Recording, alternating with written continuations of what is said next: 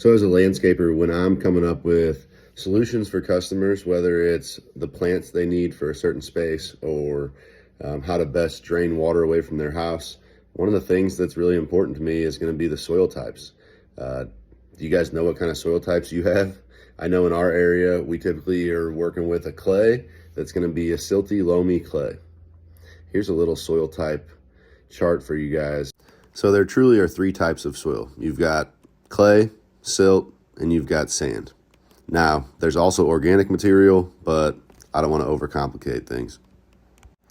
The greatest difference between the soil types is going to be the particle sizes, but also there's a little bit of difference in the shapes of the soil particles as well.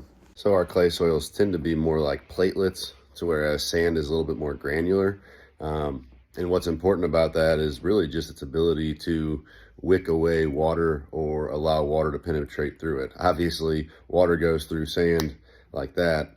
You get a nice bed of clay, the water is going to kind of sit on it, which is a little bit confusing when I tell you I have a heavy clay soils in my area, but it's really a loamy, silty soil. And so it's a loamy, silty clay until you dig down, right? So you've got this top layer kind of full of rocks, but it's got this decent loam and it's got this decent mixture of silt, but it's also definitely clay.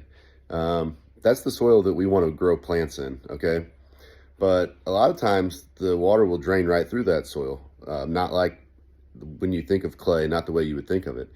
But if you dig down a foot or so, you're going to get into the real clay.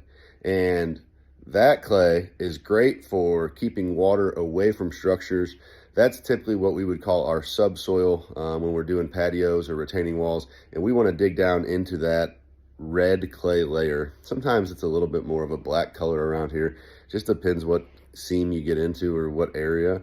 But that is essentially the soil that we want to get to when we want to control drainage.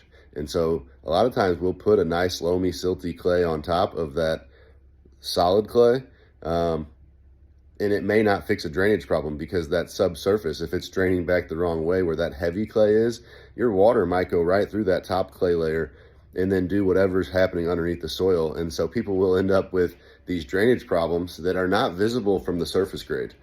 And it's because they don't know what's happening in the subsoils and underneath the surface. And that's why I care a lot about my soils. I prefer to know what's happening with the subsoils that are heavy clay, and then I like to know how much of that nice loamy, silty clay do I have in my topsoil. Because if you don't have a lot of it, you may not be able to grow a lot of great plants. If you've got a bunch of it, you can probably grow just about anything. As long as that subsoil drains properly away from your structures and isn't creating a bowl underneath of that nice layer of soil, you can do a lot. That's why soils are important to me as a landscaper.